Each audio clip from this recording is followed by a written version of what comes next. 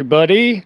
Um, I'm going to get started just a few minutes early today because I'm running out of thumbnail ideas, and I seen somebody was waiting in I guess, the virtual lobby there for me to start. I didn't want to keep anybody waiting too long. Normally that doesn't happen, but, I guess it's good to see that there's people that want to listen in, and I welcome everybody who's here to the Friday evening show. Normally I start at 7 on the dot, but I guess this time I'll go a little early. Yeah, I had been looking into a bunch of different things, as per like just standard research type of things, and I'm finding some very, very interesting, minute details that are of very, very strong importance, very avid importance, things that I'm going to cover here, along with other standard information that I've covered before in the past, but it's worth a mention because it ties into what I'm going to discuss tonight as it relates to the international developments with our two biggest foreign enemies who are going to overtake us and colonize us in a rapid war of conquest. I'm going to, for a few minutes, let people sort of filter in here. Let me see who's all in the chat first. I'll do my greetings for everybody. That'll kill a little time. And, before I start discussing what I had set out to discuss tonight, I didn't write it down in any sort of a format like I usually do on Fridays, but I still know it. I still have in mind what I want to discuss, so it shouldn't be any issue as far as my type of presentation that I cover. Let me see who's in here real quick.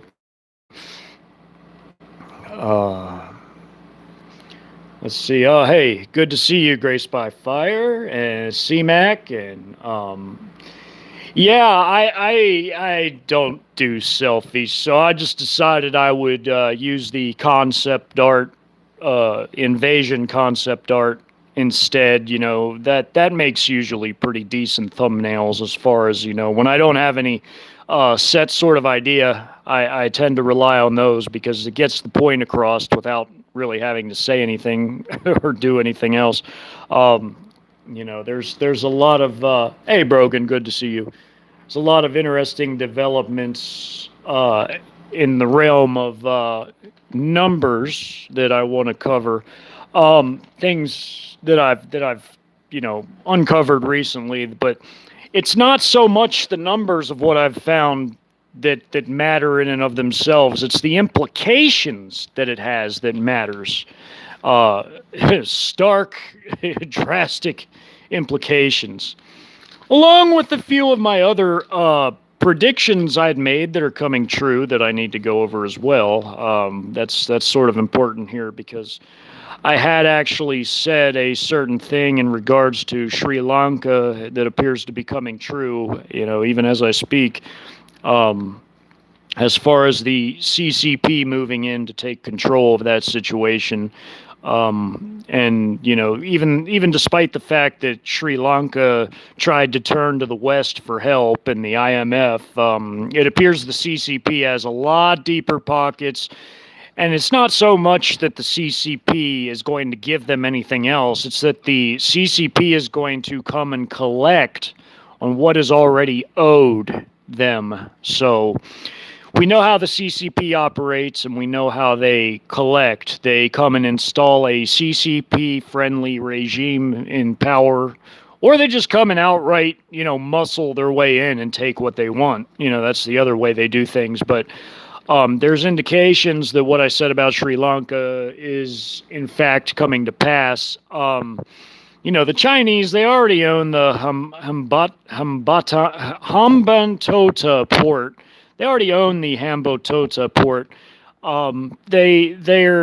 Their ships have been seen sailing into Sri Lanka their military surveillance ships, which, no doubt are moving in for the kill as far as coming to collect on their dead or drop off MSS agents to go in there and install their selected leaders or what have you. But that's a sign that they are moving in to take control of Sri Lanka and to do exactly what I said they would do. They would install a friendly pro-CCP regime. And if you're wondering about that, if you want a top-shelf authoritative source that's even admitting to that, then, I would direct you to NPR, because they sure are even talking about that as well. Nobody else is talking about this, just me, as far as I'm aware. But yes, they are moving in, and they are about to install their pro-CCP puppets in control of Sri Lanka. They've already, taken control of port facilities and, the whole port of Hambantota, and they're going to be moving in to install a CCP-friendly government. They're not going to allow Sri Lanka to enter the Western orbit, because remember, the CCP is in direct, basically, confrontation with the West. They're subverting, they're infiltrating, and they're destroying the West in all ways that they can. They're setting themselves up for a lightning quick World War III with the West. As a matter of fact, I was talking to a friend on the phone, and if he's in here, welcome, Ruger, if you're in here. And we were talking about these exact topics, and they're very important because the CCP regime, as we all know, as I've covered many, many times, it has been maneuvering their way into a setup for the final kill shot when it comes to the takedown of the West. And the West is in really no position to challenge them. I mean, even in Europe, the CCP is moving forces and has moved forces into Serbia, which I have articulated many, many times on this channel with many, many instances of proof, both visual and bringing up specific instances of the occurrences that are going on within Serbia and other parts of Europe, and tying it all together in such a way that where it can be understood by everybody that there is indeed a buildup in Europe. And Serbia sits in a strategic place, a key strategic location. It is within striking distance of basically every major NATO contributor as far as the European NATO contributors. And we also happen to be discussing how this winter, this could be it, folks. This could be it. The alleged so-called quote-unquote dark winter that they've been promising us, this could be it. It wasn't last winter, nor was it the one before, but everything is lining up to happen in such a way to where there will indeed be a collapse, a Syrian-style internal conflict, as I've also articulated through a well-crafted docu-series that articulates every aspect of how various factions would arise from the shadows to take advantage of all the civil unrest and the economic woes and the financial woes and the collapse of the entire supply chain and all the other issues that would no doubt force people into a struggle over limited resources, wherein you would see people banding around ideological mini little strongmen, dictatorial types who would arise from the shadows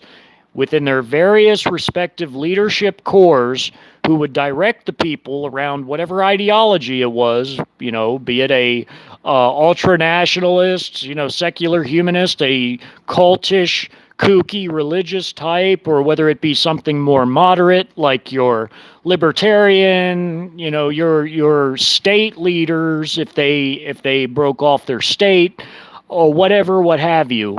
And even the globalist regime was still represented because even though they were losing badly because they've castrated their own military power, they were still represented because they still held control over their globalist loyalist areas like the far west coast and the parts of the Northeast that they controlled, that they hold incredible sway over as far as the ideological control and grip that they have over the peoples that live in those areas. As you can see day to day, I mean, it's plain to see that they have immense control over those areas. Now, why the people there have ever fallen for those ideologies is beyond me, but the globalist frame of mind has a very intense pull on a large portion of the Northeast, the far West Coast, be it California and the coastal areas of Oregon and Washington, as well as their different islands, which are your city areas that like Chicago and Detroit and other type of areas that resemble that. And of course, the globalist regime would have certain installations for its active forces that would remain loyal to it, just as shown in the documentary series. So, you will have a situation develop along those lines, very much so. You will have the collapse and the standstill that it brings this country to. This country will grind to a halt. It absolutely will. People will starve.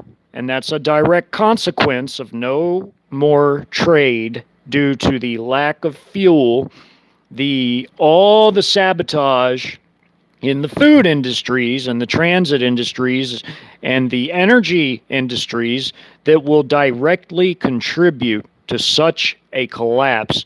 This, folks, will be more momentous, more gargantuan than the collapse of the USSR and Yugoslavia and Syria all rolled into one. It'll have aspects of basically every major collapse seen around the world, but it'll be drastically worse.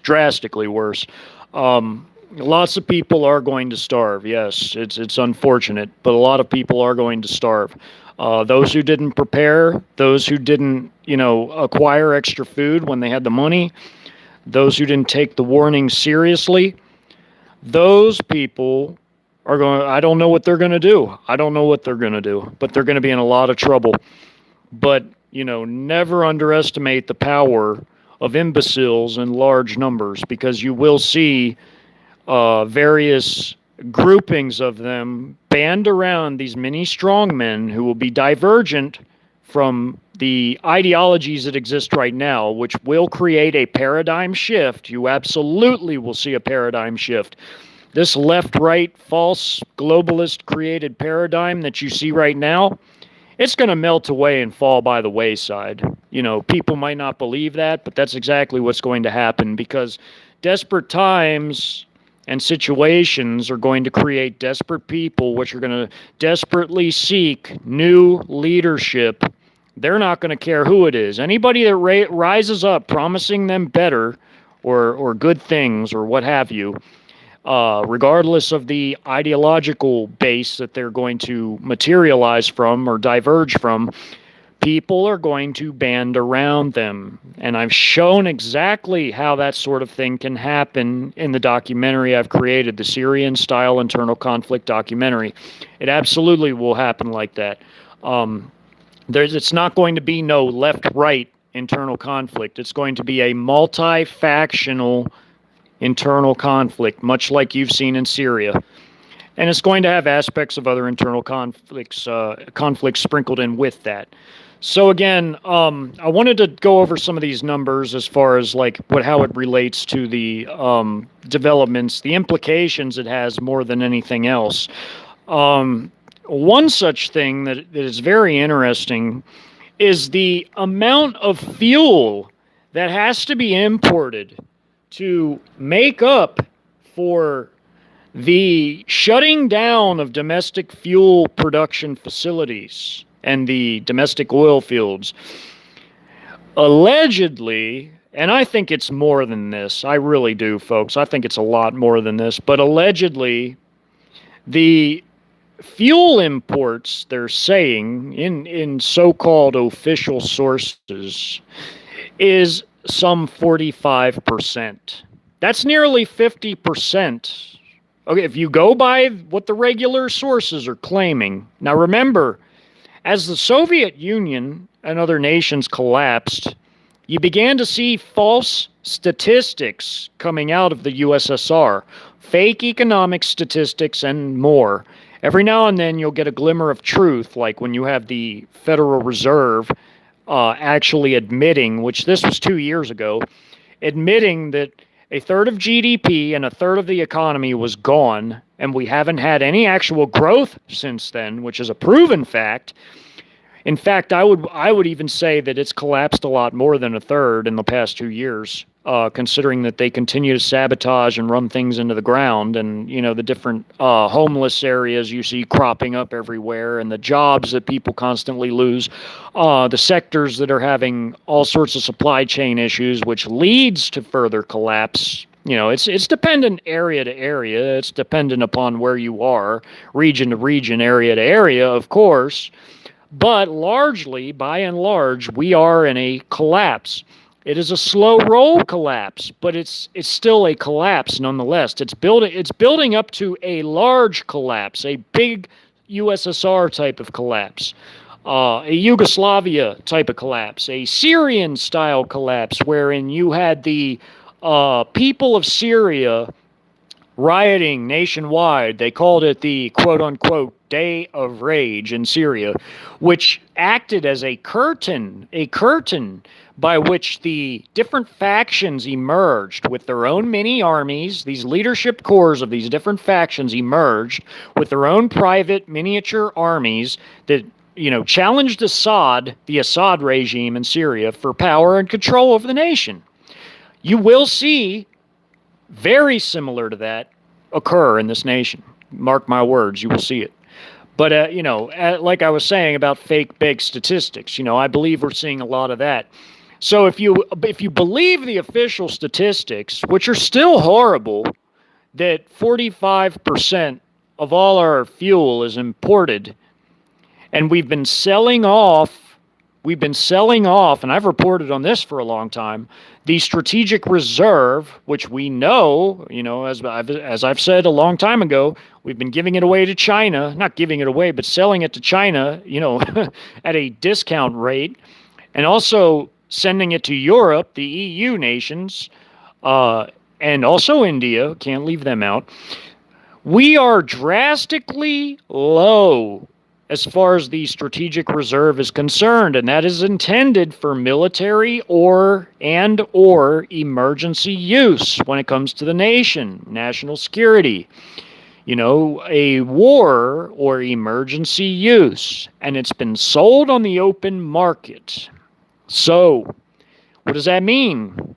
Well, that means that if you're getting 45% of your fuel, this is their official numbers, if you're getting 45% of all your fuel imported and you're only creating, allegedly, and you're only creating 55% of your fuel, then when you lack the ability to import fuel, and your reserves are empty, your strategic reserves are empty, well, what does that mean? Well, that means the nation will be brought to a standstill. How are you going to make up for the sudden loss of 45% of your fuel when you have either an embargo or a war where you are thereby cut off from nearly half of your fuel supplies? Well, if you lose nearly half of your fuel supplies, that's going to cut into trade. It's going to cut into domestic trade, domestic supply lines. It's going to, you're going to have less trucks on the road as a consequence. You're going to have less personal travel, if at all, if they don't requisition what's left for the armed forces or whoever else, if it's a war type of situation, if they don't requisition what's left, like completely for subsistence domestic trade, whatever's left, you're going to have military forces suffer as a consequence as well. Because now that the emergency stockpile is gone, where are they going to get their fuel from? Well, it's going to have to come from somewhere. It's going to have to come from somewhere. Where would it come from? Well, whatever's left that you can actually produce will go entirely to the military. But what happens next? Well, it cuts into operations. It cuts into operations. You can operate less vehicles when you have less fuel. When you have less fuel. And that's across the board. That doesn't just mean, civilian. It also cuts into the military or vice versa. It means both. It's going to have to come from somewhere, folks. There's not going to be any personal trade if all of a sudden you lose nearly half of your oil, and that's your imports. There's not going to be any major military capabilities or ability to project power when it's cut into their fuel stocks. Fuel has to come from somewhere. You cannot just make up for nearly 50% of your fuel numbers gone completely in the situation where there's a collapse or a war or whatever else. You can't just make up for it, just out of nowhere, especially when your emergency stockpiles, i.e. your national reserve, is completely tapped out, And I showed a lot of what that looked like in my documentary, my internal conflict documentary. Remember, the nation had a set amount of oil. I can't remember how much I set it at. I think it was like there was 185 million barrels left in the nation when the internal conflict broke out. It was something like this, and they had to divide it up because each of the factions got a specific amount of it. And it got divvied up into the different factions. And that cut into a lot of civilian travel, if you remember correctly. People had to end up requiring animal labor to make up for the lack of fuel. And if you think people drilling into gas tanks was bad to siphon fuel, it got really ludicrous when you had areas like the Mormon state faction requisitioning all private vehicle fuel for their war effort, and you having to use animal labor to pull wagons of coal to the coal-burning power plants, and they even had to rotate power because they were chiefly reliant upon the coal-burning power plants because other areas redirected power to their factional areas. Why would they redirect power to an enemy faction? Of course not. So they became reliant chiefly upon their coal-burning plants. It took an immense amount of time and effort to bring coal to those plants from the coal-producing regions in Utah. They also thus had to rotate power, much like in a third world nation, like Iraq, like how you would see like I told you the story, you would see a village lit up at night, then you would see it go all totally black, and you would see another one light up in the distance. Well, that's because they had to rotate power because their grid couldn't sustain. They didn't produce the electricity required to power all of their nation at the same time, simultaneously. Hence the reason why they had to rotate power. I depicted that exact sort of situation in my internal conflict documentary. I showed all aspects of such a situation, everything from the way the grid would have to function, or it would likely be functioning, all the way to the tactics, to the atrocities, to the strategies, to the ideologies, to the types of leaders, to everything, the economics and the financials. I've shown every aspect of what such a thing would look like in that documentary series. So I find it very interesting that, as the strategic reserve is being depleted of all of its fuel, I mean, we're at the point where there's very, very little left. I mean, we're talking, maybe a month or two, if that. At the rate they're also hawking it off onto the open market. Also the fact that according to official sources, we get 45%, which is nearly half of all our fuel imported. If that's all just cut off, or if the petrodollar fails or whatever, and the collapse occurs, China can sink our entire economy at will. If they collapse the petrodollar and they dump all their bond holdings and all their dollar-denominated assets, it would set off a chain reaction, and that would occur everywhere.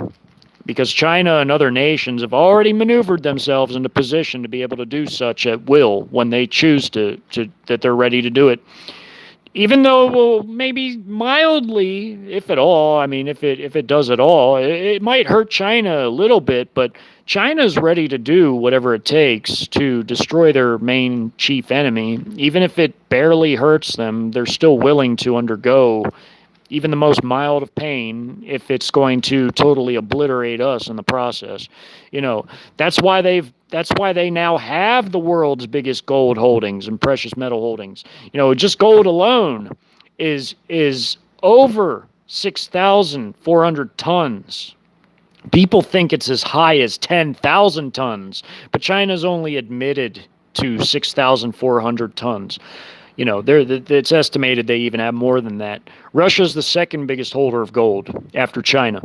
So they've been building their crash-proof fortress out of gold while they laugh at us, who we know, the only gold that's really in this nation is held in private hands or in the hands of, you know, banks, like, you know, these gold brokers. You know, that's really all that's left. There's no, as far as in the nation states' hands, there's really very, very limited gold, if any at all. You know, they say it's about 800 tons, 800, just 800. You know, that's decent, but that's if I don't think it's true. I'm just going to be blunt about that. I don't think that's even true. I don't even think there's that much left. I think that they've hawked it all off because there's been a concerted effort to destroy this nation, you know, mind, body, and soul. In this case, financial, economic, and militarily. There's been a concerted effort to sink this nation and totally obliterate it. And, you know, China has as much to do with it as the Western elites pursuing their delusional Great Reset, which will never happen. Instead, the Chinese and Russian version of a reset is going to happen because they're going to be the ones holding all the cards. China is the most powerful nation on Earth and has been for the past 5 years. And even the 15 years before the past 5 years, they had been steadily building up, building their factories, building their economy and finance. They have surpassed us technologically in basically every area I can think of.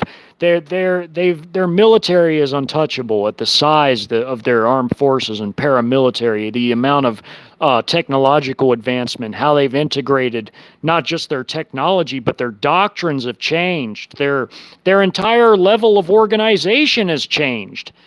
They don't have these humongous, unwieldy, you know, single units anymore, like these corps-sized units. They've broken them down into smaller divisions and independent brigades that can act independently of each other. They've given their commanders more leeway. I mean, they've organized their forces into combined arms forces where they will function more effectively, that are better integrated with one another. You know, that they can act, you know, tactically and independently of each other if need be. You know, they've reorganized their entire armed forces. It is the biggest armed forces on the face of the earth, but they've reorganized it. They've broken it down into smaller unit sizes where they can act independently of each other.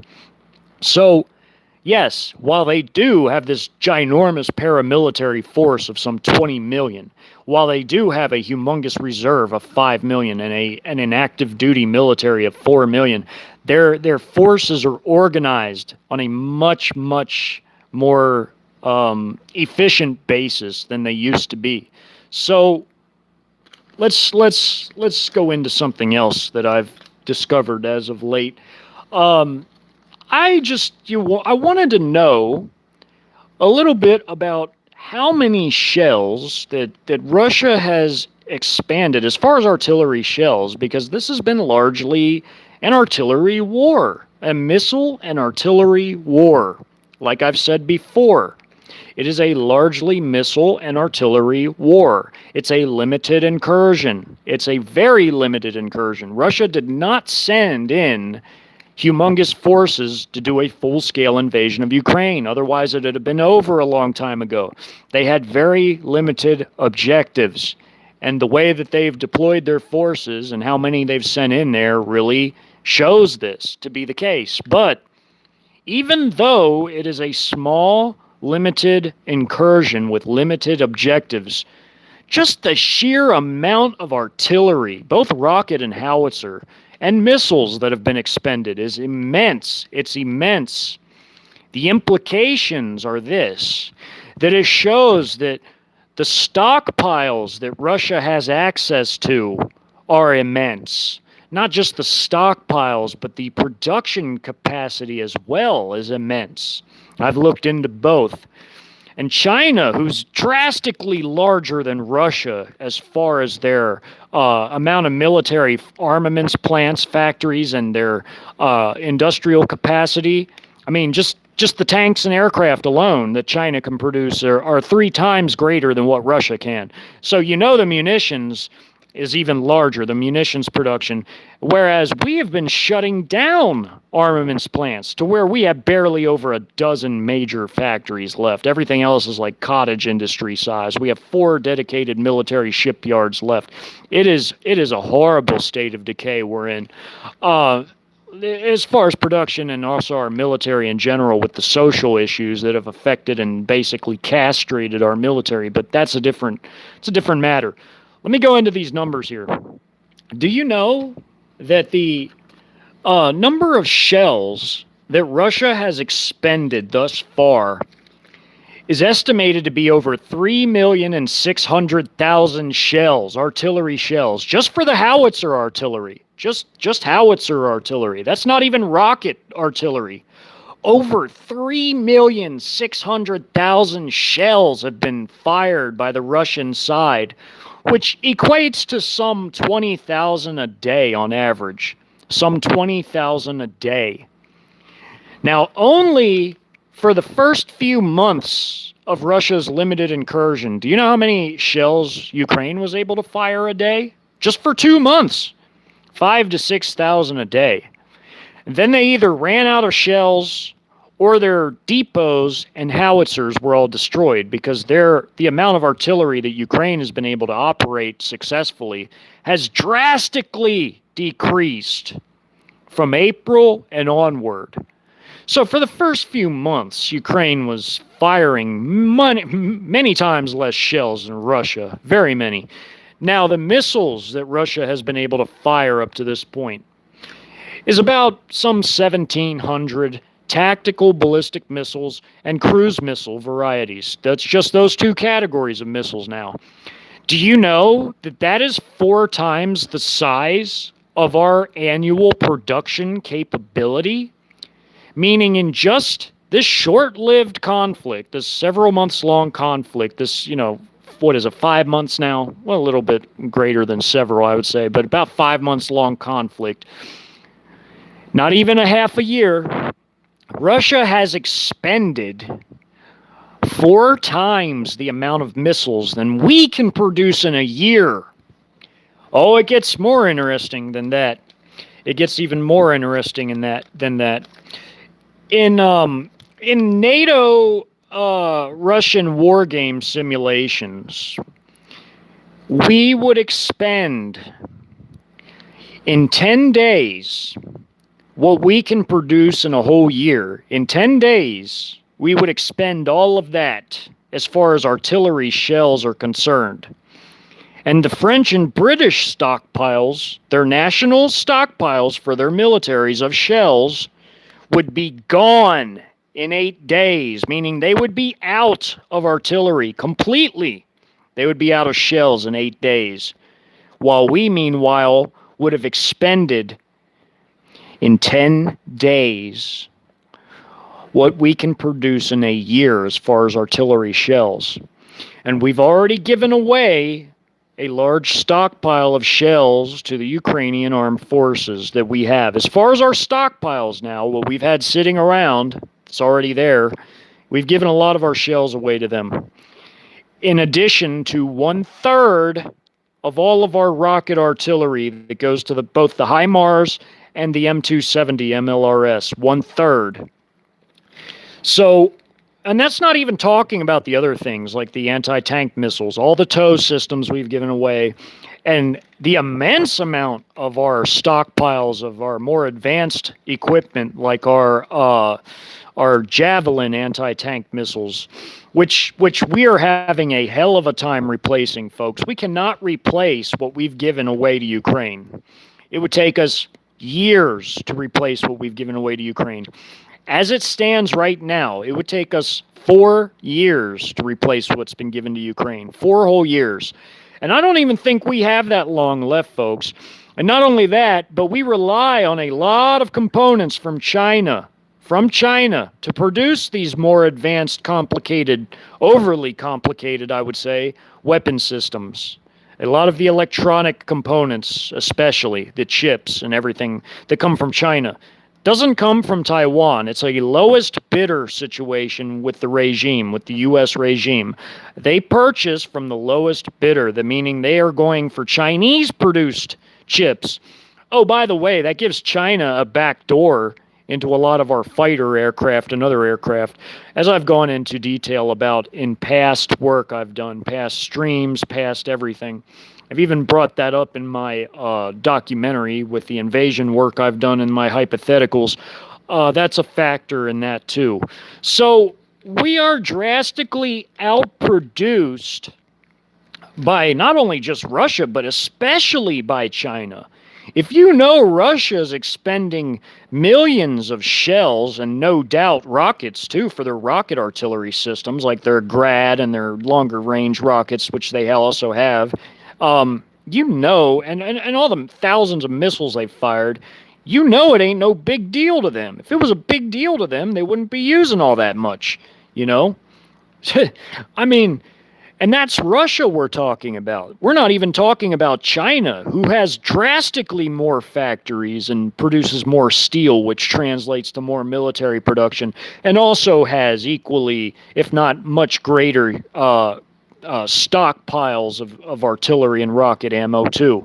So, I would say China has a much greater stockpile, being that their factories are more numerous and being that they, besides their limited incursion into Vietnam, they haven't really had to fight like any large-scale conflicts since, 79, 1980.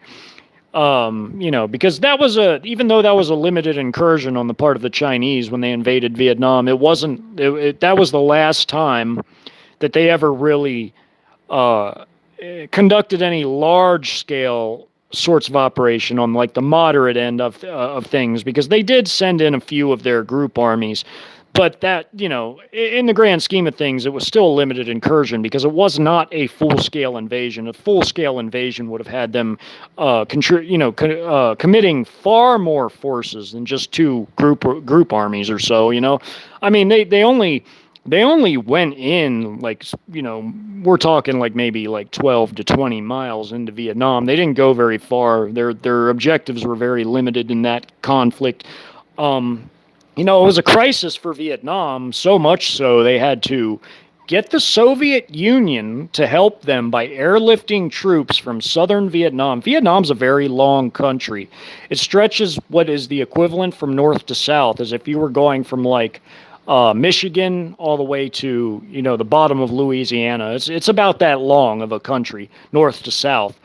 And they had the Soviet Union airlift their troops from Cambodia, which they recently invaded, which is partially what irritated China into invading Vietnam in the first place, because Cambodia was a staunch Chinese ally. So the Soviets helped Vietnam. They gave them an airlift of their troops from Cambodia and southern Vietnam to the north, which without that help, Vietnam might not have been able to make much of an impact on the limited incursion of China. They might have failed a lot greater than, what they did.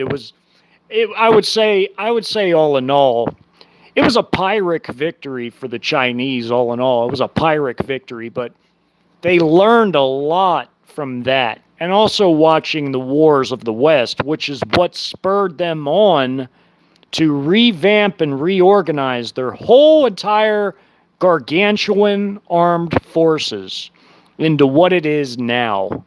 So they've had smaller engagements, of course. They have fought wars, I guess, or conflicts, but they are more on like the smaller end. Like they fought a counterinsurgency with their People's Armed Police. They fought their paramilitary. One of their several paramilitary organizations has fought a counterinsurgency against the We to the Gurs. I can't say the whole name, or else YouTube will take this video down. But they've fought them for quite a while. They've been fighting them in Xinjiang for many years, and they've fought India in the Kashmir over Aksai Chin, because that's the part of Kashmir that China controls.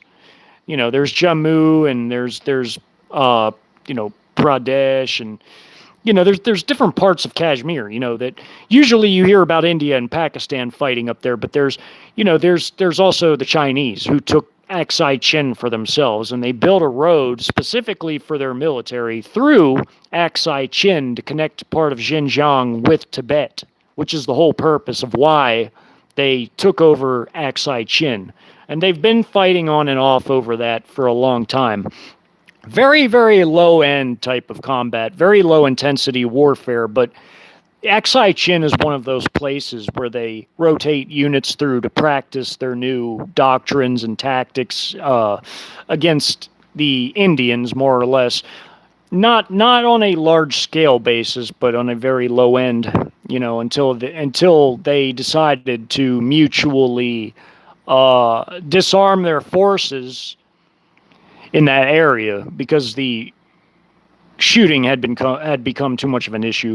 That's why you see these brawls where they beat each other with pipes and rocks and stuff like that. That led to that, but there's still that was still a point of contention for China and India for quite a long time. Even after the wars that they fought with one another on a larger scale, like back during the same era where you had India fighting Pakistan 3 different times. But where was I here? I got off on a tangent. I'm sorry, y'all. I was talking about the numbers. So here's the thing. We are drastically outproduced militarily by Russia in the realm of armaments lately. We have drastically castrated ourselves. Not just with the way our military is being run, but also with the military-industrial complex. It's not this monolithic, all-powerful industrial base like it once was. This isn't the Cold War, and it's not World War II. Things have changed in a very immense way. I mean, to where the balance of power has shifted to China becoming the most powerful nation on the face of the earth. It's uncontested. They're the most technologically advanced. They have the biggest armed forces. The only thing they don't have bigger than us is their nuke arsenal, but they don't need the biggest nuke arsenal. They have 1,000 nukes, and they can destroy us with about half of that, and we would never come back. So you don't have to overkill your enemy. I mean, in the realm of nukes, if you have enough to do the job, it's still enough. And they have, with their gargantuan, immensely powerful conventional armed forces, they are the world hegemon, along with their real numbers of industrial production, as far as not just in the military realm, but also in the civil realm, in the civilian economic sector. Their economy in real terms and real numbers is the biggest economy on earth. It has surpassed ours. Ours is built entirely on funny money and fake statistics. We know this. And their purchasing power parity also adds even greater size to their economy, because their purchasing power parity, let's face it, it's a lot better than ours. They get a lot more for their yuan renminbi than we can get here for our dollar. So that makes their defense budget, in actuality, roughly about the same size as ours, but they can buy more for their money there. So they're able to get the latest and greatest for cheap, on the cheap. Now, if the exercises have revealed such a weakness in NATO, the other thing I would add to that is that these 12 crisis reaction battalions that are manned by largely the European NATO contributors, are a complete utter joke and a farce as far as like their ability to actually contend with the Russians on the border of NATO and Russia, like your Baltic states, Poland, all the way down to Romania. That's a complete joke. So, all in all, you have 12 battalions. That's, you know, for simplicity's sake, let's round that up to about 1,000 per, because a battalion can be anywhere from 650 men. I mean, there's even under strength battalions that are smaller than that, but a battalion can be anywhere between 650 and 1,100 men. So, for simplicity's sake, let's round up to 1,000. You've got 12 battalions. That's 12,000 troops. You got them spaced out over 1,000 miles of border between Russia and NATO, okay? What are they going to do to stop the Russians? Really, what are they going to do? You know, they're not, they are. Yes, they are. Upside down nowhere, man. I see you there. I'm taking a look at the chat right now. NATO is hollowed out. They can do nothing to stop Russia, much less China. So Russia and China being thick as thieves. Hey there, just me and AK-47 and Mary and Olaf Vidar. Well, welcome, Olaf, welcome. And welcome, Ruger. Great to see you. I was just talking about us in our conversation earlier when I was getting started here. And El Romero, great to see you. Yeah, El Romero. Yeah, the Chinese have been in Mexico a while. That's even like in my documentaries where I show how China invades from Mexico, Canada. They beach land from the Bahamas, Cuba, and their planes fly from Venezuela, Canada, Nicaragua, everywhere. They in Mexico. Those are just the externals. The internal troops, they have used truck drivers with CDLs that are independent truckers that are pro-CCP, or they belong to the CCP, to truck in at night under the cover of darkness Chinese vehicles and equipment to CCP regime properties to use as staging grounds. But where I was saying about the Europeans, they don't stand a chance against Russia, much less China. China has troops in Serbia within striking distance of every major European NATO member. Especially Germany, Italy, Greece, I guess you could say Austria, you could count everyone, Poland, because the Baltics are in that area where everything is between 300 and 500 miles away as far as the other, major European contributors. Now, back in World War II, let me draw a comparison with World War II. Back in World War II, before the Nazis invaded the Soviet Union in Barbarossa, the biggest up until now, and still is, the biggest invasion in human history until we get invaded by, it'll have to be over 10 million Chaikovs and some of the Russians, it'll have to be, it would really ideally have to be like 12 plus million, but, up until then, 4 million was the biggest invasion in human history, which was Operation Barbarossa. And even before Hitler could proceed with Barbarossa, he had to take control of what? He had to take control of Yugoslavia and Greece. That's how important it was. Why? Because the British could have come up through Greece because Greece and Britain were allies. The Greeks could have hosted the British to come up through Yugoslavia and attack the southern flank of Germany. And if Hitler was going to invade the Soviet Union, he couldn't have his southern flank threatened like that. That's why he had to divert troops that would have been used in the Battle of Kursk. He had to divert them from the Battle of Kursk against the Soviets to help out in Italy because the Western Allies were landing in Sicily, and that became a problem because he had to bolster the Italians, who by that point in the war were still allies with Germany. They didn't switch sides until King Victor Emmanuel booted Mussolini and took back control in Rome. But then the Germans set up the puppet state, the Italian Social Republic, which Benito became the puppet leader of. The relationship ended up, inverted because it used to be that one looked up to the other, but then the other became a puppet of the other, as in Adolf used to look up to Benito, but then toward the ending stages of World War II, Benito became a puppet of Adolf because Adolf saved him from the Italians after King Victor Emmanuel took back control of Italy. He saved him, and then he installed him in German-controlled parts of Italy and made a puppet state called the Italian Social Republic. But that's neither here nor there. I just wanted to share that if you are all interested in that history there. Little history for the day. But anyway, who controls the Balkans today? China.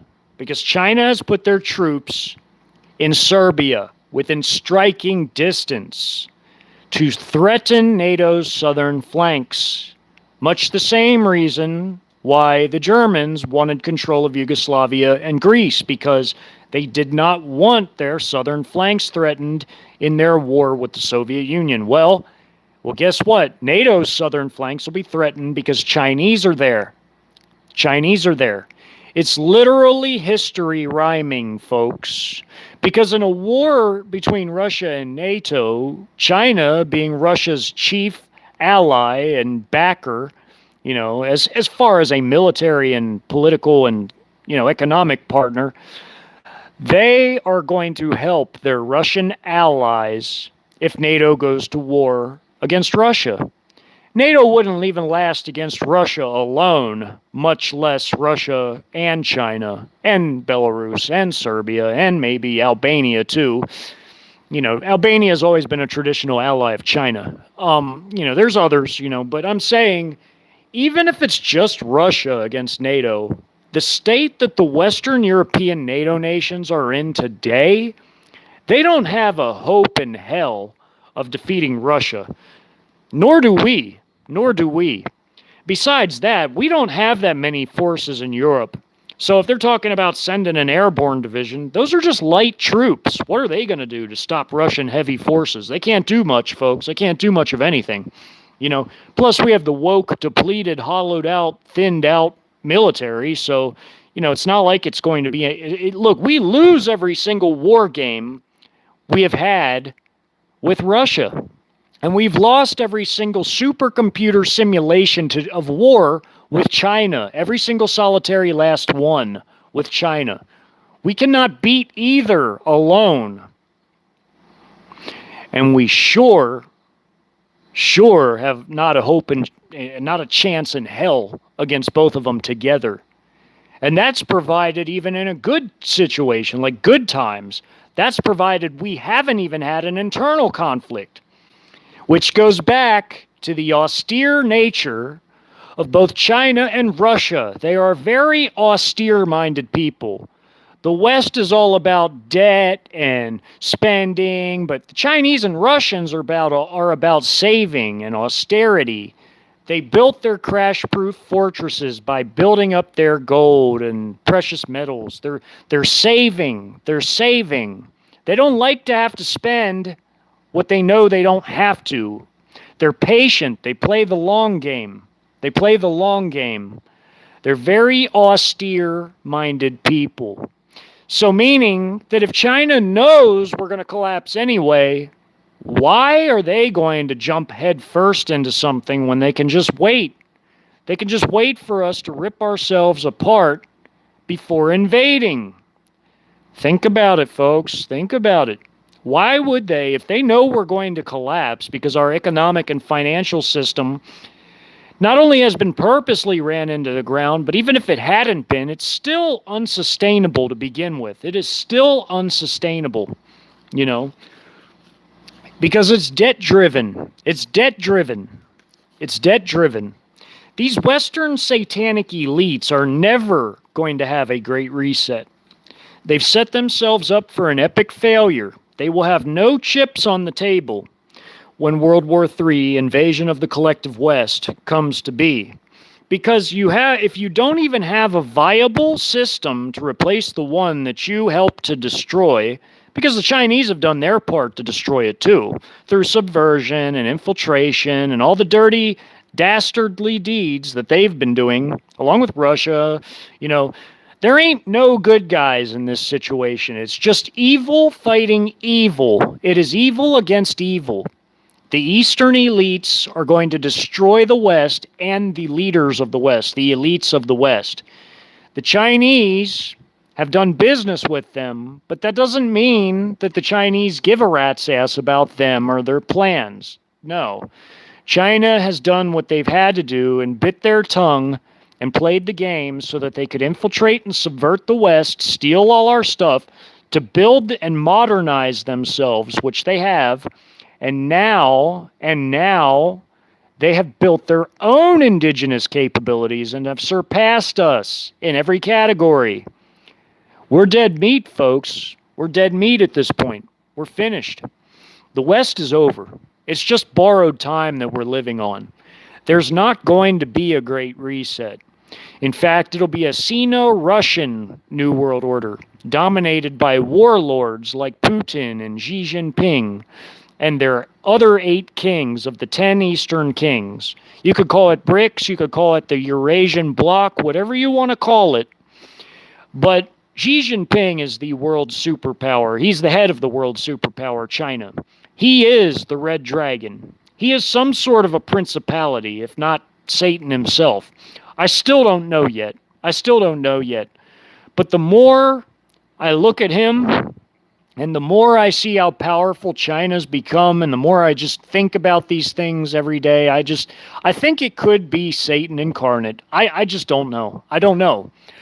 But if you lead the world superpower, you're either like a notch below the devil as far as a principality is concerned, or you're the devil himself. I just don't know.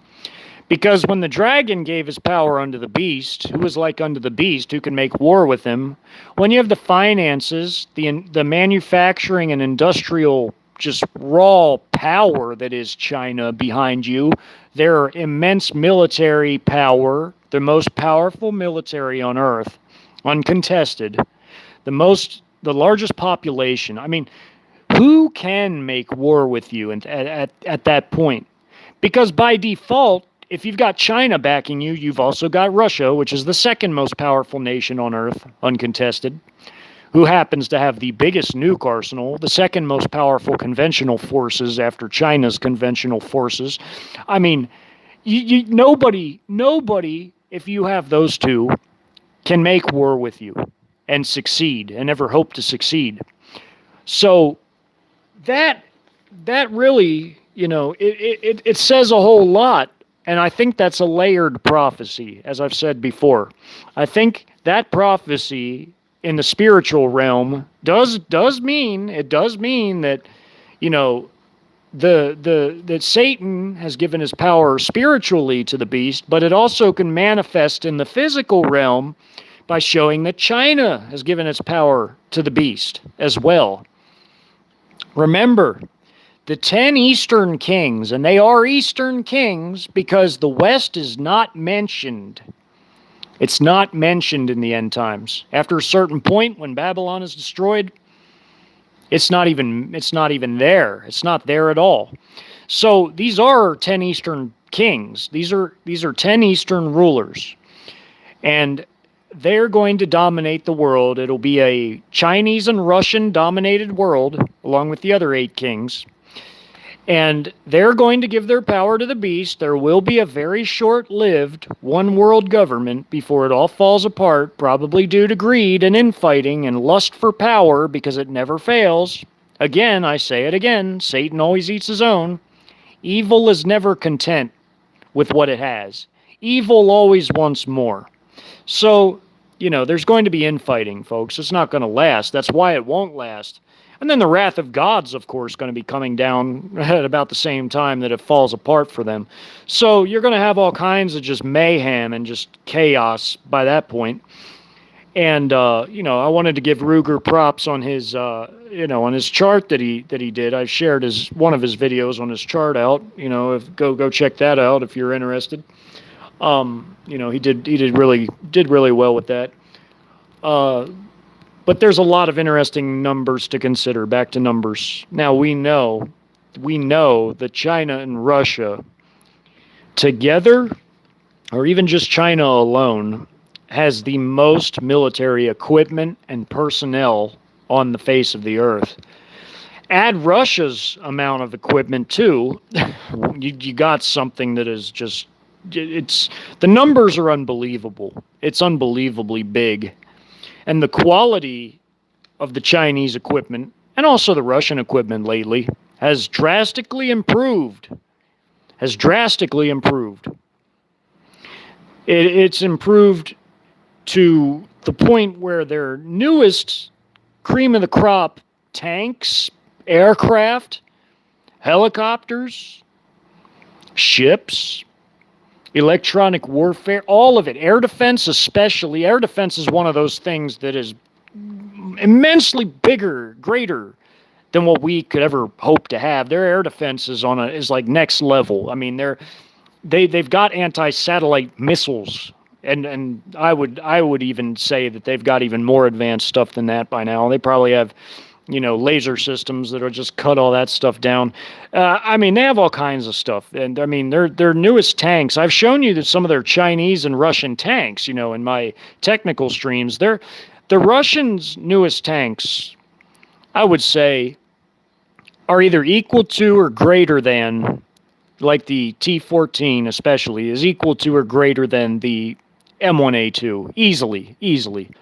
The T-90, the newest variant of the T-90 tank is, I would say, I'd put it up there with that too. I would say it at least rivals the M1A2 tank. The Chinese tanks, they're both greater than the M1A2 in a lot of different areas. If you're interested in all that, all the technical stuff, go and watch the Chinese tanks one, watch the Russian one. The Russian one had a lot of interruptions, so I had to type some of the things I wasn't able to say out in the pin comment and also in the I think in the description, because I had my phone die on me and that threw me off, and I also had, I think, a call try to come in or something. I don't know, but go read the pin comment and the description box in the Russian one and the Chinese one as well. I mean, the Chinese one was, pretty straightforward, and I compared a lot of the different categories of our tank and theirs, and the purpose of armored warfare. Even their older tanks are plenty capable of destroying our tanks. I mean, sure, they have to move in at closer range, but they have the ammo paired to the type of gunnery they have. Like their L7 improved upon gun on like the Type 59D, plus their explosive reactive armor kits and everything, and their new laser range finders they've put in there and radios and everything. It makes it still plenty lethal. Their depleted uranium rounds at about 2,000 meters is going to crash right through the armor of an Abrams, especially if you get like a side or a back hit. So, I mean, they have swarms of those tanks, those old and improved upon tanks. But they also have a lot of their new tanks, too. They've produced a gigantic quantity of their newer tanks. They've already got more of their newer models, their Type 96Bs and their Type 99As. They've got more of those than we even have Abrams tanks. So they've got all their older upgraded stuff that was passed down to their reserve, like their third line reserve units and their paramilitary forces. So they've got a lot of gear. Like we don't even come anywhere near the amount of equipment, vehicles and munitions and missiles and everything that China has, that especially China. But we don't even come close to Russia either, for that matter. So, in a war between Russia and NATO is not going to win at all. NATO is going to be overrun quick. They're going to be overrun quick, and that's just by Russia alone. The Chinese, there's not a hope in hell of beating China. The whole West, the whole collective West combined cannot even beat China. I'm talking about, you throw Japan in there, Korea, South Korea, and Taiwan and Australia, New Zealand. The whole collective West, all of it, cannot beat China by itself. It's just too big. It's too big. It's too technologically advanced. It's revamped, reorganized.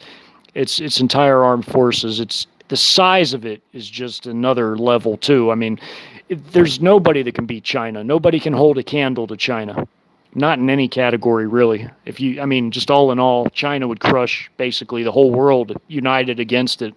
So that also goes back to the prophecy, or the prophetic nature, I should say, of that Bible verse where they say, the dragon gave his power unto the beast, who is like unto the beast, who can make war with him. Exactly, exactly. Talking about China.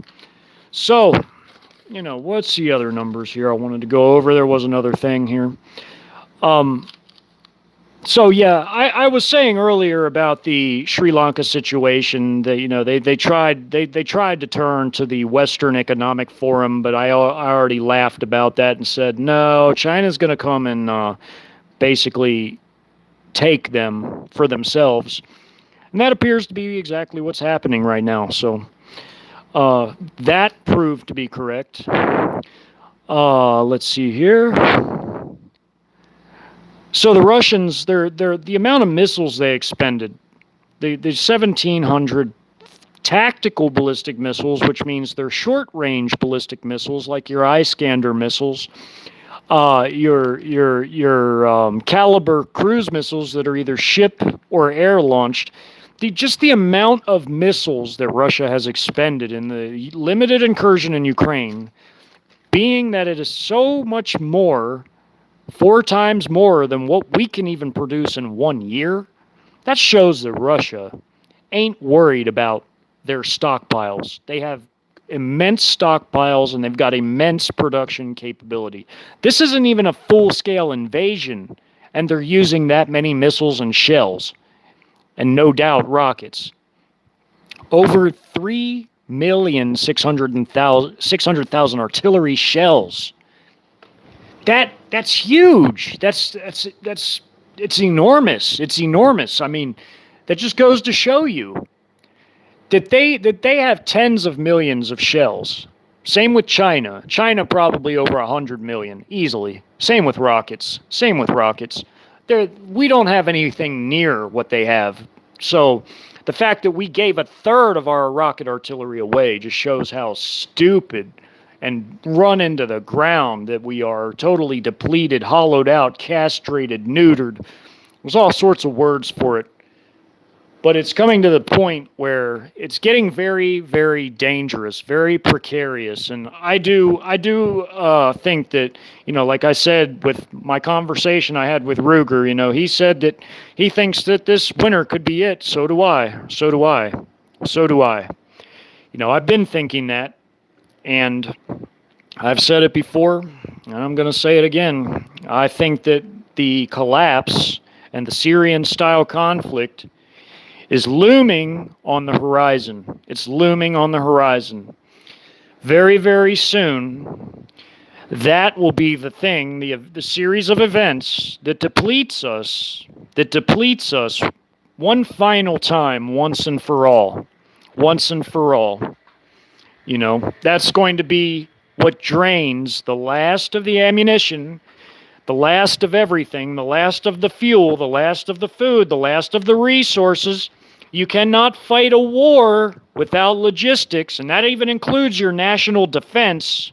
You cannot defend your nation without logistics, without supplies. How are you going to do it? How are you going to feed your forces? Well, we won't have any forces left, folks. It'll be like in my documentary. The military will fracture. It'll fracture into different pieces that'll go to these different factions. They'll bring all their stuff with them, and they'll basically just be slaughtering one another and destroying one another, depleting us of our equipment that would be essentially vital in any sort of a defense, in any attempt at a defense, I should say. It won't be much of a defense whether we would have had an internal conflict or not. But again, China is so cruel. They are cruel and evil that they don't want us to even be able to defend ourselves. How sick is that? They want us to destroy ourselves so that it'll be so easy for them that they barely have to expend any effort or forces as far as losses are concerned. They won't be worried about losses because they know that we won't really be able to lift a finger to protect ourselves. We will be that weakened, that hollowed out. And I mean that in terms of the numbers of everything, of logistics, of our vehicles, of our capabilities. We will have no capability left remaining to be able to even so much as lift a finger against them. That is cruel. It's barbaric. It's barbaric. But that is that austere mentality at work. That's what they believe. And that's what they're going to do. So your Air Force, our Air Force, rather, when I say your Air Force, I'm just, it came out wrong. Our Air Force uses, on average, 2.5 billion gallons of fuel. The whole DOD, separate from the rest of the nation, the nation and the DOD, it's funny, they use almost the same amount of fuel a year. So the DOD alone, uses some 4 billion. Hold on, I got it wrote down. I got the whole thing wrote out. Hold on. Where is it? Ah, here it is. Okay. The whole DOD uses some 4,599,000,000 gallons of fuel annually. So the Air Force uses about half of that, at 2.5, So you're not going to be able to launch air operations, not like we are accustomed to, in a situation where your fuel has been cut off from the outside, again, by collapse, whether it's the petrodollar, the big collapse, or whether that's by embargo or whatever. Now that if you believe the official statistics, nearly half of all our fuel, 45%, comes from overseas. I think it's more.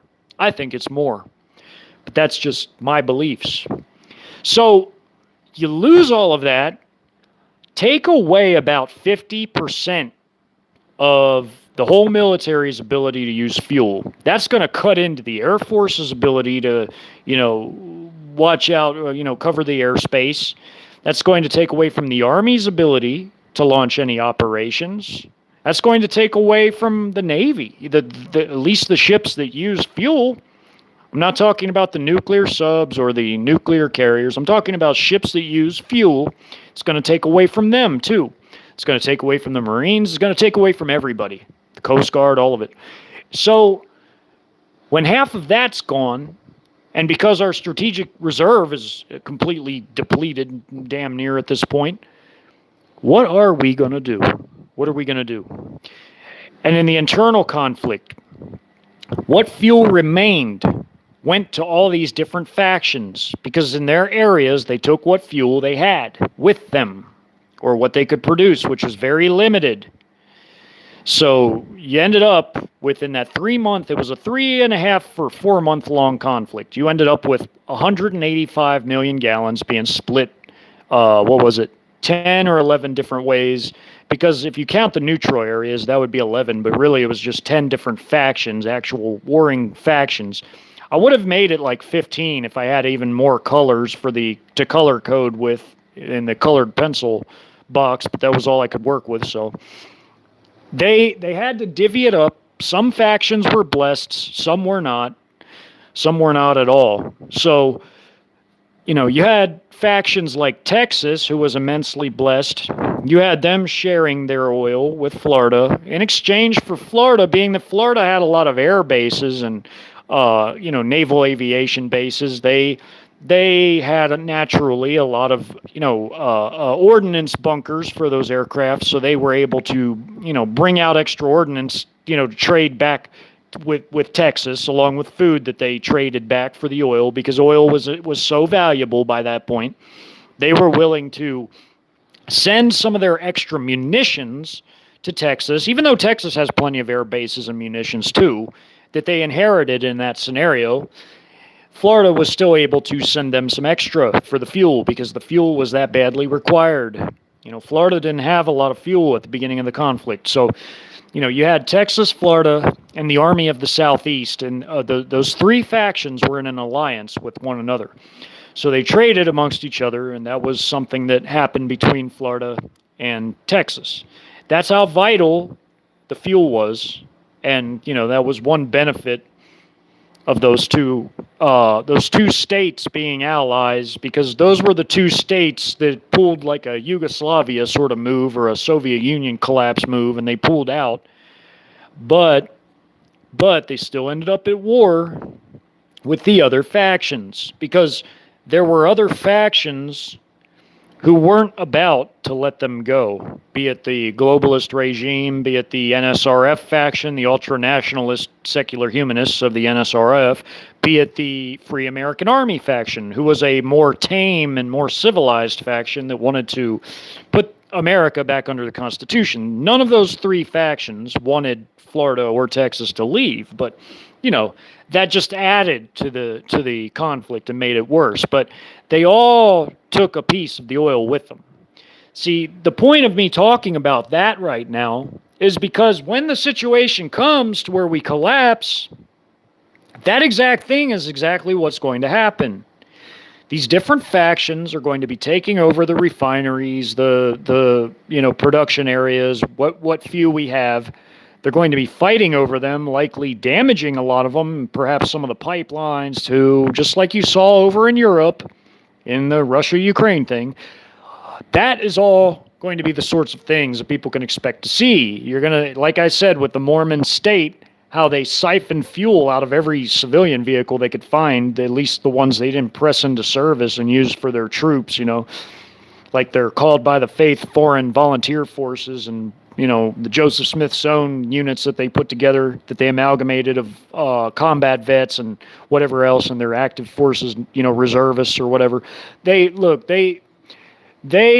would be doing those exact types of things. Like, that's what I'm saying. If you think it is really bad now, as far as that type of thing, you ain't seen nothing yet.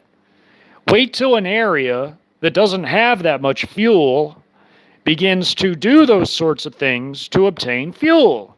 They're going to take anything they can take to add to their stockpile, their supplies. That's exactly what they're going to be doing.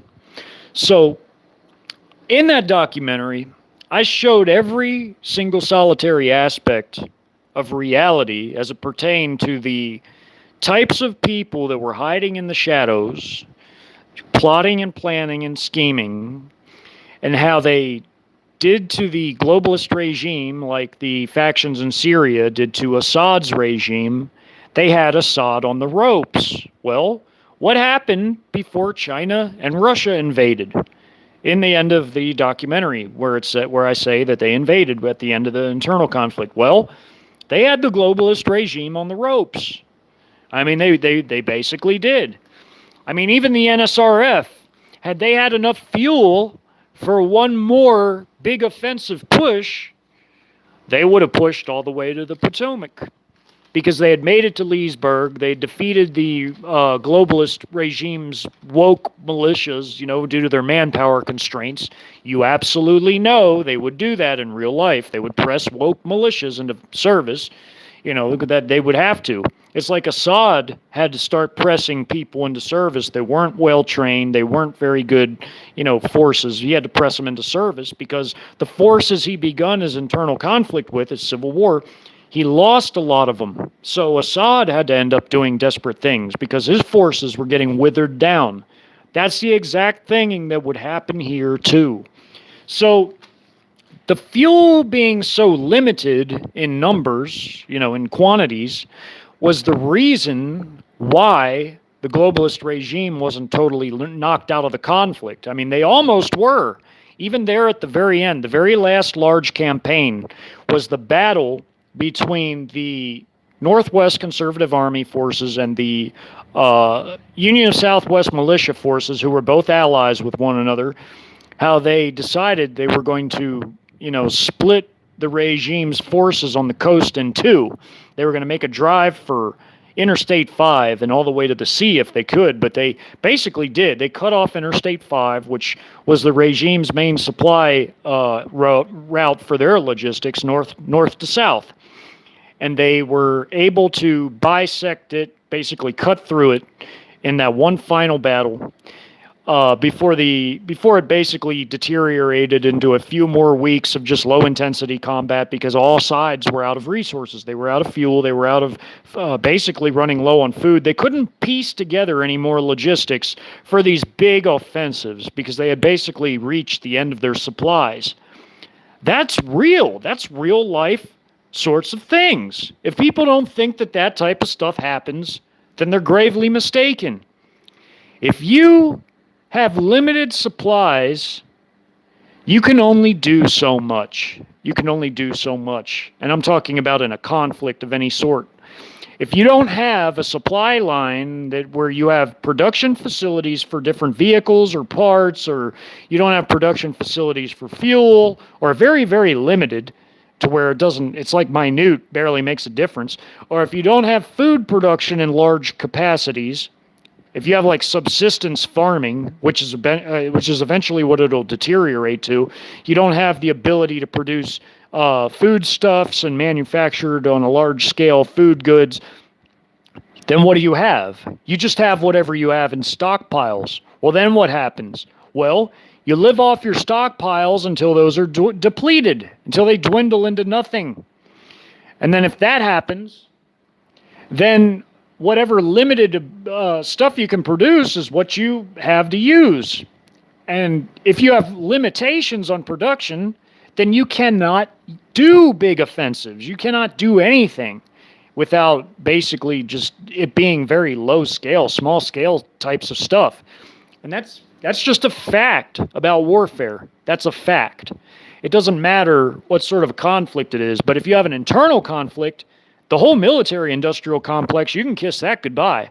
Nobody's going to go to work and produce anything when you have Assyrian-style warring factions, going up against each other. Nobody's going to go to work to produce anything in a situation like that. So kiss your military production, whatever limited production capabilities you had, kiss that goodbye. You're going to be cannibalizing vehicles to keep other vehicles running. So you can kiss your vehicles goodbye little by little. You're going to have a lot of things going by the wayside. You're not going to be able to use aircraft in large numbers, and I showed what that looked like. You saw how limited the air power usage was in that documentary. It only made one decisive contribution in the entire series of battles. It made one decisive contribution ever in that whole documentary, in that entire hypothetical scenario. You had it making the decisive contribution where they were able to do two different sorties of two B-52s apiece that turned back a big NSRF assault to do what? To capture the oil fields of Louisiana and the refineries. So that was a big part of the Free American Army's oil-producing areas. What limited fuel they could produce there, but still, if they had lost that, they might have been knocked out of the war as a faction. But fortunately for them, they had just taken Barksdale, which is the B-52 base. They got two that were in working order that came to the rescue. Because they carry such a big load, they were able to turn back the NSRF's ground forces, their strike forces. So that was the one and only time that air power made a decisive contribution in that entire internal conflict, which goes to show you that hampered air power is a real thing as a result of not just limited fuel, but the lack of different things aligning that you need to be able to maintain a complicated air force. And by complicated, I mean it's an air force that operates very electronically and mechanically complex aircraft. They're not, they're very, very complex to the point to where The runways have to be perfect. They can't get things sucked up into the engines or it'll ruin it. Or, I mean, repair work is very costly, very difficult. You got to have the right parts. It's just a nightmare. You got to have the right chips for the electronics. It's not streamlined like all our other weapons. The production of the aircraft isn't streamlined. There's a lot of extra parts that are required that our enemies don't require in their aircraft. As advanced as their aircraft are, they keep it simple as for production and also for maintenance reasons. Also for the training, it takes less time to train their pilots for their aircraft than it does ours for ours. So in an internal conflict where you have a situation where you have all these different aircrafts that are a pain in the ass to maintain, where you're not necessarily going to have access to all the mechanics or ordnance specialists or everybody you would normally have working at an installation or whatever, because some of them may have deserted and not, joined the factions or what have you. Who knows? Who knows? But you would also have the situation where the complexity of the aircraft makes it extremely hard to maintain such an air force or air forces, because they would go to each of the different factions. You just have a bunch of planes sitting on the tarmac or in the hangars that are utterly, completely worthless. So that is why they made very few, if any, appearances in that scenario. Most of the aviation assets got used at the very beginning, if you notice. Very, very late into the nearly 4-month-long internal conflict, there were almost no uses of air power. And that time where those 2 stratofortresses were used was the only decisive contribution that air power made in any of the battles. In the other ones where you had the occasional ground attack tactical aircraft or the occasional fighter to make a appearance, they were only at best able to do like moderate damage, but like in absolute worst case, really, it didn't make a difference one way or another in which way the battle was going to go. That usually was all resultant upon, with the ground forces that were available, how big they were, what they were equipped with, how well trained they were, all those things. How good each side's logistics were. Just standard things that make an impact in any kind of a conflict. So I said all that to say this. These Western satanic elites, in castrating their own capabilities, they're not all powerful, folks. That's why they depend on lies and trickery and psyops to convince people that they have all this power that they don't actually really have. Oh, sure, yeah, they can make a few examples, but that's what they do. That's what they count on to scare people. They count on doing that. They make if they can make it well seen or well recorded to where they can make it appear like they can do it anytime they want to whoever they want, then that's going to be the sort of example that serves to scare the rest of people into line. But they're horribly outnumbered. They don't have the capabilities that people falsely believe that they do. They just don't. They're not that big. They're not that powerful. They don't have the logistical capabilities or the ability to send a whole bunch of people after people. I mean, we're talking a puny military that's spread around the world, and the paramilitary elements they have are even smaller. So, I mean, I don't see what people are so worried about. I ain't worried about it. If I was worried about it, I wouldn't even say anything about it. But I'm saying something about it, and they hate my channel for this because I'm telling you all the truth about these things. I'm telling you all the truth. I'm telling you all the truth. So, y'all can believe what you want to believe, but I've been telling you all the truth this entire time. I've been telling you all the truth this whole time. So, I thank everybody for coming tonight. I've been going my normal hour and a half. Going to talk to people here and see what everybody's saying. I might go a little longer. Just depends if I see any questions or see anybody talking about anything that needs to be addressed here. See who's all in here real quick. Let's see. Hold on one second.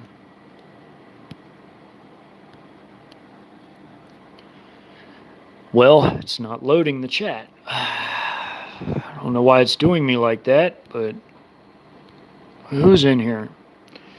Oh, yeah, Angry Scandinavian. Great to see you, my friend. Hold on. Let me see if I can do something here. Let me see if I can make you a mod. Been wanting to do that, but it's not letting me lately. Let's see. Oh, hold on. Good. Okay, you're a mod now. It did. It let me this time. Let's see if I can make you one if you're even still here, Ruger. I don't see you yet. I don't see you yet. If I see you, I'm going to make you a mod too. Oh, there you are. There you are.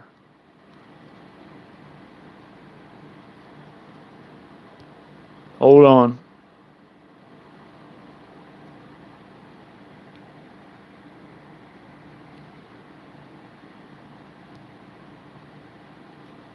I don't know why it's...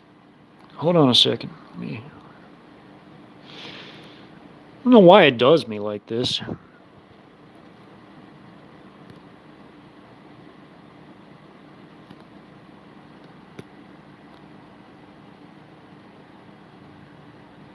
Come on. Come on, come on. Yes, sir, though, Ruger, yeah. Dark Winter is incoming indeed. Trying to get you... There we go. There we go. Finally, it let me do it. Okay, you're now a mod, Ruger. If you're here still. Yeah, no problem, man, no problem. Yeah, C-Mac. Yeah, that's one of those things, man. That's why numbers... The theme of this Friday night live show I'm doing here, the theme of numbers is very, very, very important. It's very important. The reason why it's so important with the numbers is because you can really seriously refute a lot of the psyops and fear and agitation and hype propaganda that they come up with. They come up with a lot of fear, agitation, and hype propaganda for a reason. For a reason, because they're trying to steer the masses in a direction they want them to go with a lot of this.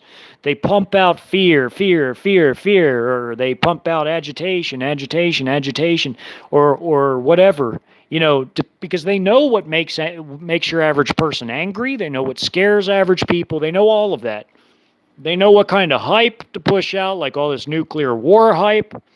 Folks, they're not going to nuke everything. That makes absolutely no sense.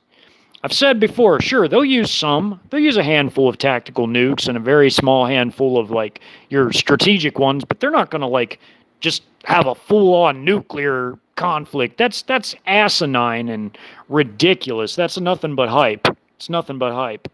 They're not going to do that. Even the Bible is specific about there being armies coming in here, humongous armies. It's not going to be no nuclear war. That's ludicrous. And the physical reality and the physical common sense backs that up 100%, that it's not going to be a nuclear anything. I mean, it's going to be very limited, if at all. Yeah. I don't know, Jeffrey. I don't think the Chinese give a damn about any of them whatsoever at all. I don't think that they care about any of our people to the point where they'd even use them. Because by that point, if we have an internal conflict, a lot of that's going to be gone anyway. It's not like there's going to be any, like, semblance of a, system left, unless you're like in a globalist area or something. Most areas, none of that stuff will even be remaining. I don't think that they even care about having any of our people working for them. They don't need our people. They have so many of their own people. It's like, why would they even need us to cooperate? They're just going to genocide us and enslave our people. They're only going to take our people as slaves, or for organ harvesting, or maybe they're going to use the women in a certain way that we all know, or they're going to use the men as like physical labor. And I don't think they even care about our people at all. Not whatsoever at all. Sort of like in the stories I wrote in the audiobook, how they enslave or they genocide the people. That's exactly what I see it being.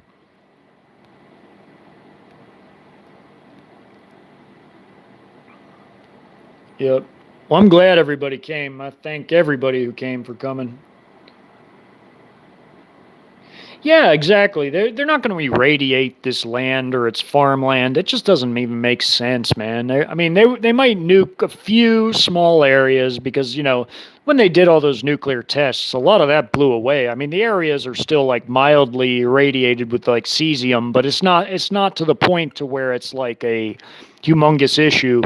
So yeah, sure, they could get away with maybe like using a few dozen like tactical nukes and maybe a tiny handful of the strategic ones, like the big city killers. But I don't think that they're going to they're not going to nuke like widespread areas. That's so asinine. It doesn't even make any sense.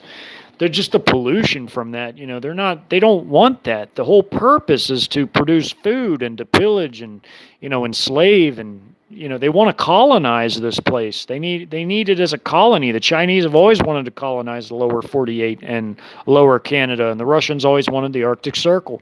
They're not going to destroy all of that. Like that defeats the purpose of going to war against us. It's totally asinine. Makes no sense at all.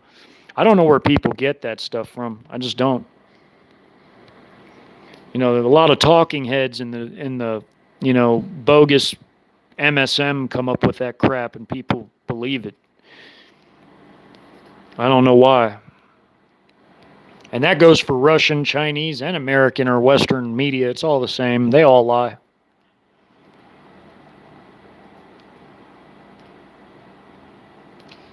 Yeah, Jeffrey, they don't, but that's like the overreach that's going to lead into like a Syrian style type of situation here. There's all kinds of methods of means of overreach.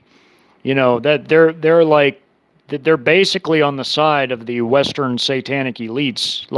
But the Western satanic elites and all the collective West is just going to be destroyed when the Chinese and Russians come in, who have their own agendas and their own plans. They don't. It'll be like evil fighting evil. It'll be evil fighting evil, because evil always destroys other evil unless it has like a purpose. Like for instance, if like an evil force knows that it's going to benefit from another evil force that's not part of them, then they'll help them. But it's like evil never helps evil if it doesn't benefit them to do so. So if it like benefits evil to just like if one evil party, if it benefits their own power to destroy another evil party, oh yeah, they're going to destroy them. Yeah. Because evil is always out for itself. It's selfish. There's no love in evil. It's selfish. It's greedy. It lusts for power. It's evil. Always just turns on other evil. It never fails. It never fails. And we're going to see a lot of that in the end times, in the future. Never fails. Yes, sir.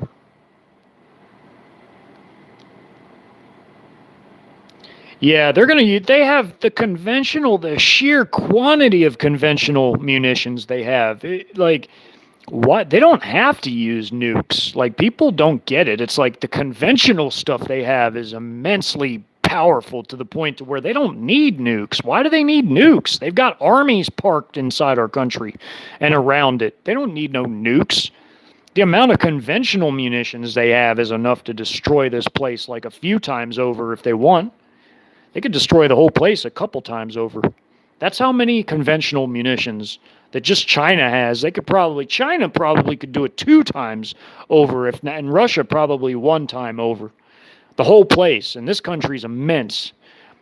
They could destroy this place, just with conventional loads. They don't even need nukes to do it.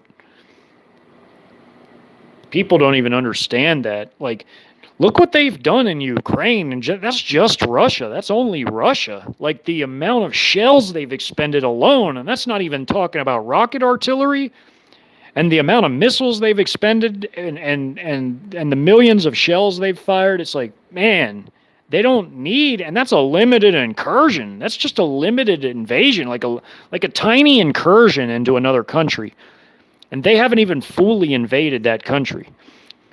For them to fire over 3.5 million shells, because it was 3,600,000 something. It was like, if they can fire over 3.5 million shells in just a matter of months, like, in a small incursion, that just goes to show you, like, they have like tens of millions of shells. They ain't hurting on shells. They probably have tens of millions of rocket artillery and everything else too. I mean, the missiles would be in like the tens of thousands, maybe in the 100,000 range or something, for them in China each.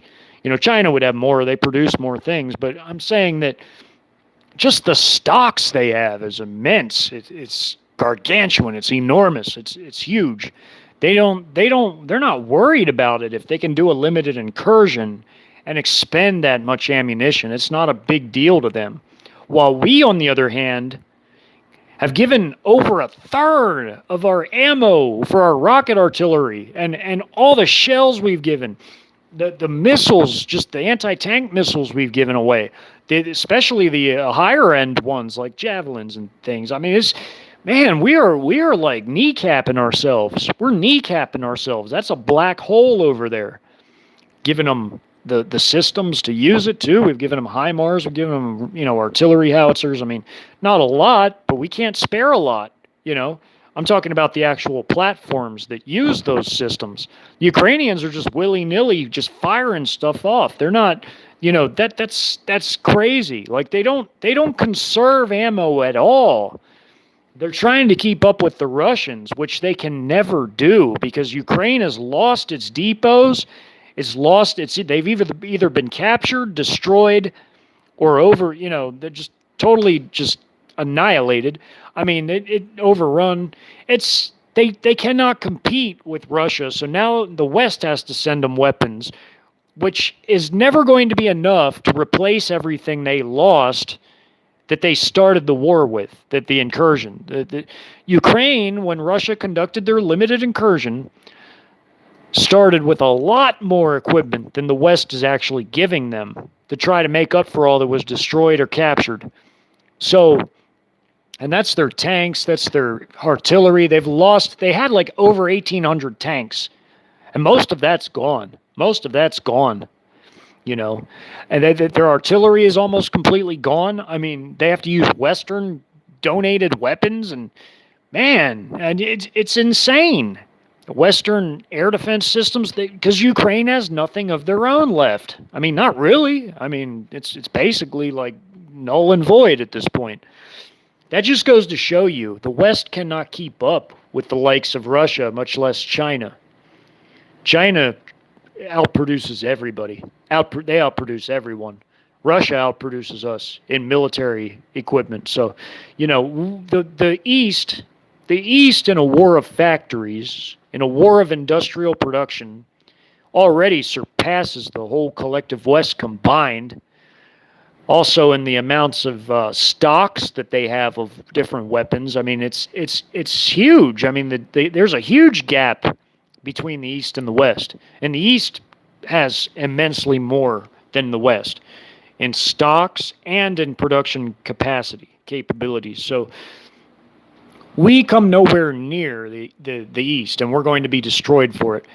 But they've also created new doctrines.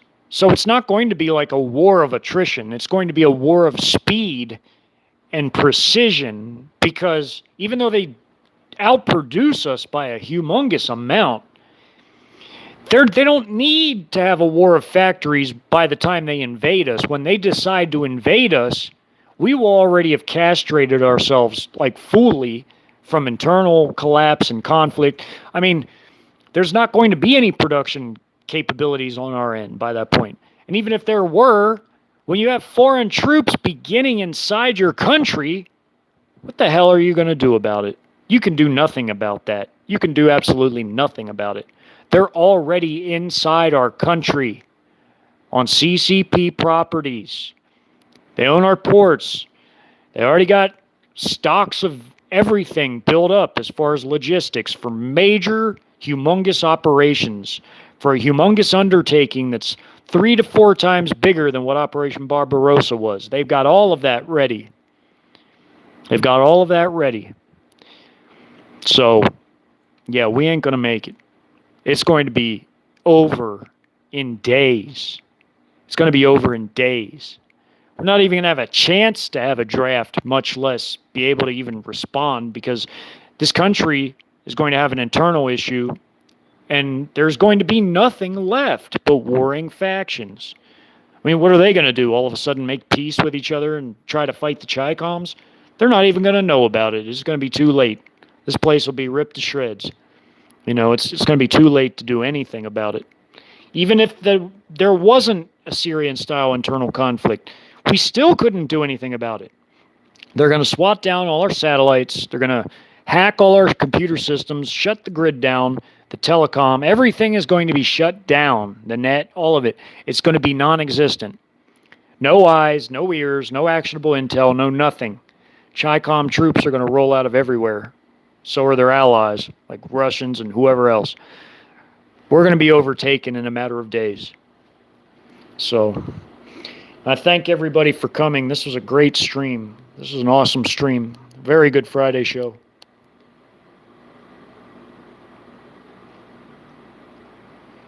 Yeah, I think so too, Angry Scandinavian. I think they'll do that too. They'll also send some of their really old stuff, Russia and China. They'll send some of their real old, like dime a dozen type of stuff, like the real primitive stuff that's easy for them to like produce.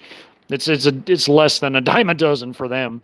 Stuff they can produce like in humongous quantities that they've already got humongous stocks of, like the stuff I put in my internal conflict documentary, like RPGs, mortars, certain types of rocket artillery, stuff that's like a dime a dozen. It's not a big deal for them to give away tens of thousands of because they've got hundreds of thousands more of it. So it's like, it ain't no biggie. Yeah, yeah. I mean, I see them doing that with our stuff too. I see them doing the same thing. Yep, just like in the internal conflict thing. It's going to be much like that. China just outproduces everybody. So really, there's no telling how much stocks that they have to give away, like primitive old stuff that they've got. There's no telling. I mean, China could probably give away, hundreds of thousands and still be sitting pretty. They still have millions of whatever, like primitive weapons. Like I'm talking like, like mortars and, mortar systems, thousands of those to give away and just whatever, there's no telling. RPGs, they've probably got, well over a few million of them, I mean, I'd say they got like over a dozen million of those. I mean, they've got so much stuff like that. It's not even a big deal. They can whatever they gave away, they could just rebuild anyway. I mean, they've got all these factories and all this steel production and all these chemicals they produced that they can use to make the, munitions out of and everything. It's and I'm not talking about chemical weapons. I'm just talking about standard weapons, like standard, explosives. Yeah. So. China and Russia, they're going to crush this place. But anyway, thank you all for coming to this Friday show. It was a great stream. Thank you all. Y'all be blessed.